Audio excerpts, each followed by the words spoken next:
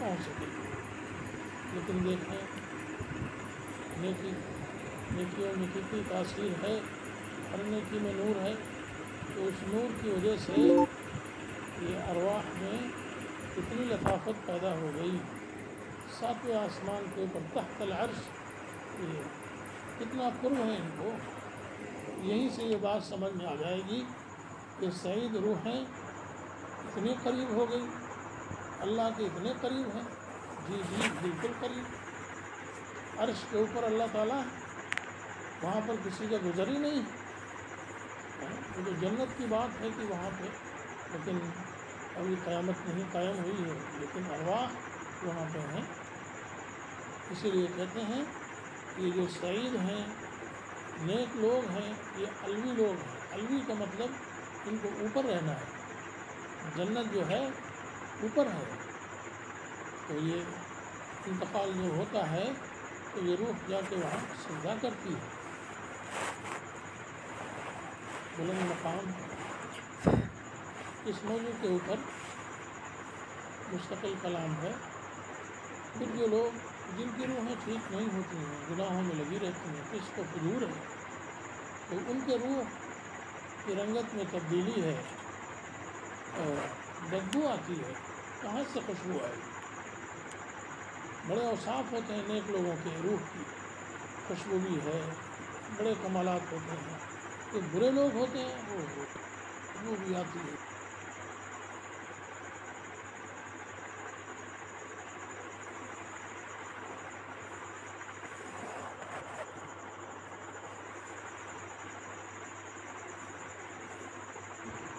کہ بھئی یہ ساتویں زمین کا کیا مطلب؟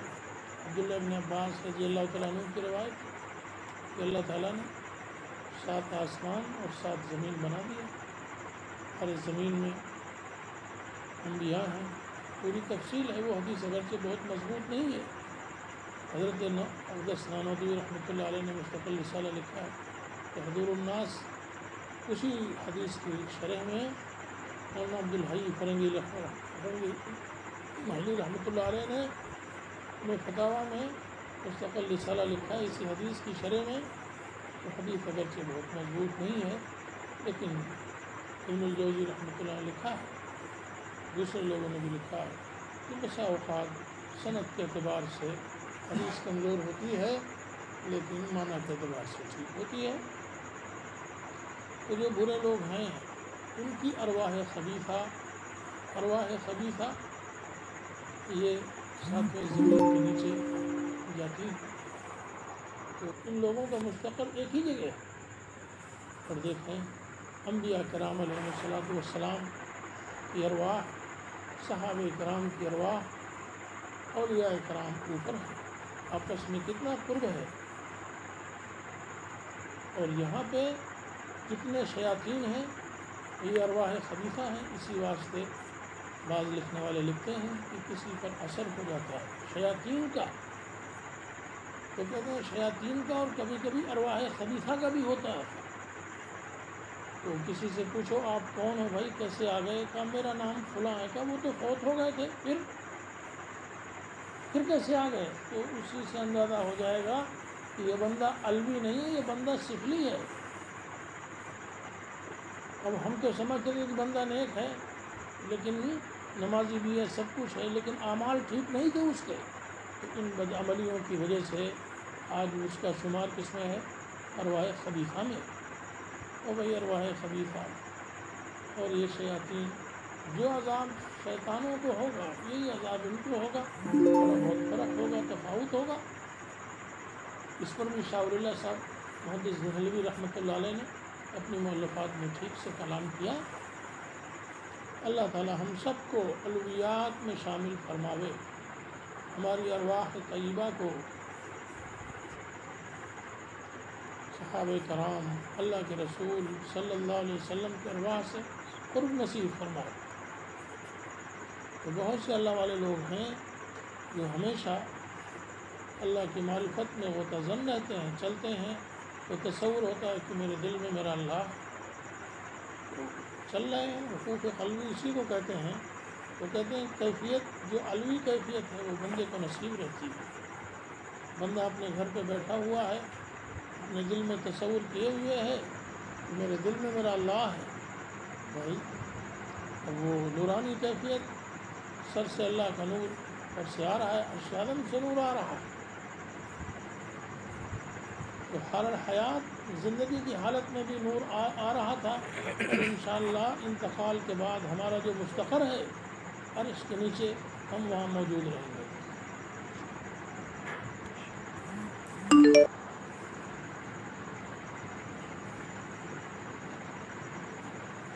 اسی لیے محنت کرائی جاتی ہے کہ بھائی گناہ کے اندر ظلمت ہے، گناہ کے اندر تاریکی ہے، گناہ کے اندر بدبو ہے، اور ساری کمیاں ہی کمیاں ہیں، تو جو لوگ گناہ کریں گے اور بلا توبہ کے مر جائیں گے ان کی ارواح خبیث ہو جائے گی، ان کا مستقر زمینوں کے نیچے ہوگا اور شیاطین کے ساتھ ہوگا، تو جو غضب جو عذاب شیاطین کو ہوگا وہی عذاب وہی غضب وہی لعنت ان ارواح خبیثہ کو۔ اس لیے اس موقع پر پہنچ کر نیکی کی اہمیت کیسے دل میں پیدا ہوتی ہے کہ ہر نیکی میں نور ہے، صلاح تقویٰ سب میں نور ہے، اللہ کے رسول صلی اللہ علیہ وسلم کی سنت میں نور ہے، سارے دین میں نور ہے، شریعت کے ہر مسئلے میں نور ہے، چھوٹا مسئلہ ہو بڑا مسئلہ ہو اس میں نور ہے، تو جو دین پر عمل کرے گا، ایک ایک سنت پر عمل کرے گا، جو گناہ سے بچے گا، تو وہ اگرچہ اپنی آنکھ سے نہ دیکھے مگر وہ نور میں چل رہا ہوتا ہے، نور کی پلیٹ میں کھا رہا ہوتا ہے، اپنی آنکھوں سے نور کو دیکھ رہا ہوتا ہے، دماغ میں نور موجود ہے اور وجود میں نور موجود ہے، نور علی نور، اللہ کی شان کتنی بڑی ہے۔ کہتے ہیں کہ بہت سے اولیاء کرام کہتے بھائی میں نے تو سنا تھا کہ مرنے کے بعد جنت میں جائیں گے، ہمیں تو جنت کے مزے موت سے پہلے ہی نظر آ رہے ہیں، تو موت سے پہلے نظر کیسے آئیں گے؟ روٹی کے لیے کھانے کے لیے روٹی میسر نہیں ہے، رہنے کے لیے مکان میسر نہیں ہے، لیکن بھائی ہم چلتے ہیں تو نور میں، بات کرتے ہیں تو نور والی، دیکھتے ہیں تو نورانیت کو، تو کہتے ہیں یہ اتنی بڑی نعمت ہے کہ جنت میں یہ نعمتیں ہوں گی، ہمیں یہی نصیب، تو اس سے نیکی کا اندازہ ہو جاتا ہے۔ یہ شیطان جو ہے ارواح خبیثہ، دنیا میں جو لوگ بدعمل ہوتے ہیں، جن گھروں میں گناہوں کا ماحول ہوتا ہے، جن گھروں میں فسق و فجور ہوتا ہے، ایک کونے میں ایک آدمی لے کے موبائل بیٹھا ہوا ہے، دوسرے میں وہ دوسری بیٹھی ہوئی ہے موبائل لے کے، گندگی میں ڈوبے ہوئے ہیں، نماز کا کوئی اہتمام نہیں، ذکر اذکار کا کوئی اہتمام نہیں، تو شیطان انہی گھروں میں جاتا ہے، کہتا ہے یہ تو ہمارے بھائی لوگ ہیں، پرانے دوست لوگ ہیں، یہاں پہ جانا چاہیے، اسی لیے کہتے ہیں جن گھروں میں گندگی ہوتی ہے وہاں یہ شیاطین، یہ جو ارواح خبیثہ ہیں، تو دنیا میں شیاطین ان کے پاس جاتے ہیں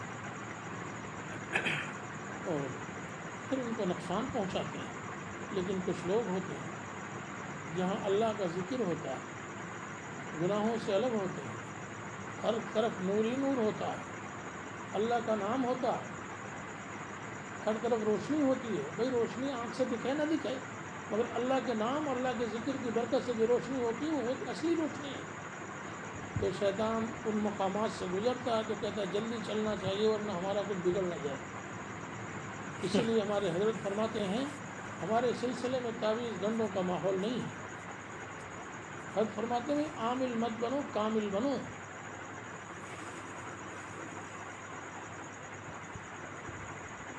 کہیں جنات بہت زیادہ ہوں، شیاطین بہت زیادہ ہے، فرماتے ہیں ہمارے سلسلے کے کسی خلیفہ کو 2-3 دن قیام کرا لو وہ ساری وبا ختم ہو جائے گی، وہاں سے برکت ہوتی ہے، نسبت قوی ہے، اللہ کے نام کی بڑی برکت ہے، جو لوگ اللہ کا نام لیتے ہیں دنیا میں بھی فائدہ ہے اور آخرت میں بھی فائدہ ہے، لیکن اس کے باوجود بھی کبھی کبھی یہ آزمائش کے لیے چیزیں آ جاتی ہیں اہل اللہ کے لیے، تو ان کے مقامات بلند ہوتے ہیں، مقامات ان کے بلند ہوتے ہیں۔ اللہ تعالیٰ سے اپنی عز، اپنی انکساری کو سامنے رکھا جائے اور اللہ تعالیٰ سے دعائیں کی جائیں کہ اللہ ہم کمزور لوگ ہیں، ہمارے اندر تحمل نہیں ہے، ان چیزوں کو ختم فرما دیجیے۔ ہم نے دیکھا ہے کہ دعاؤں کی برکت سے چیزیں ختم ہوتی ہیں۔ فلانے کے پاس جا رہے ہیں، بھائی فلانے کے پاس جاؤ، لیکن جو سب سے قریب ہے مصلی اس کے لیے کیوں نہیں بچتا؟ ایک صاحب سے ملاقات ہوئی تو کہنے لگے کہ یہ فلاں وظیفہ آپ پڑھ لیا کرو، تو میں نے کہا اچھا، تو کہیں گے اس وظیفے کے پڑھنے سے یہ ہو جائے گا۔ میں نے کہا کہ بڑی اچھی بات ہے۔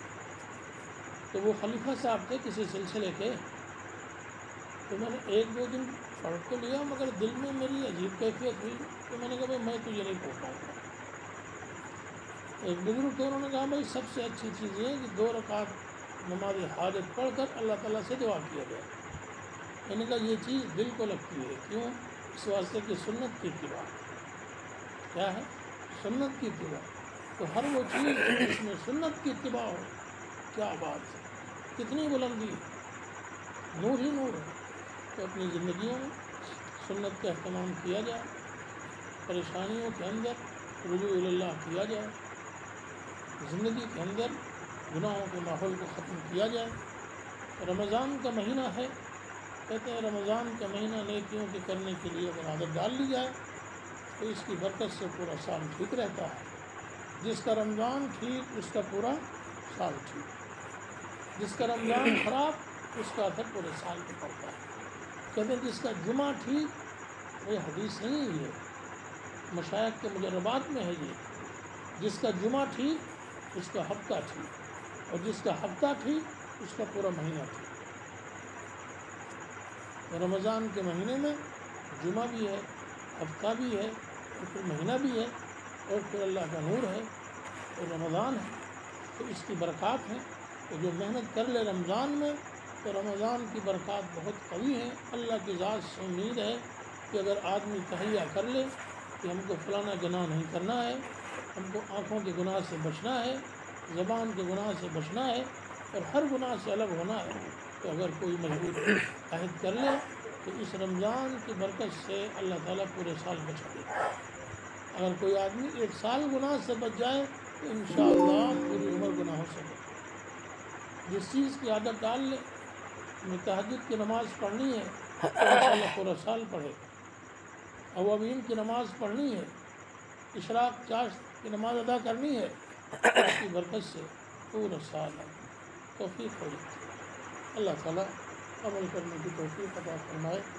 ہمارے یہاں نیٹ ذرا خراب رہتا ہے، اس کی وجہ سے میں وقت پہ تو بیٹھ جاتا ہوں، لیکن جب نہیں ہو پاتا ہے 2 دن سے ایسے ہی ہو رہا ہے، اللہ کرے ٹھیک ہو جائے۔ اب اس کے بعد انشاءاللہ میں ختم فاتحہ پڑھ لیتا ہوں، اس کے بعد ذکر کریں گے۔ بسم اللہ الرحمن الرحیم، اللہم صلی علی سیدنا محمد وعلی آل سیدنا محمد وبارک وسلم، اللہم صلی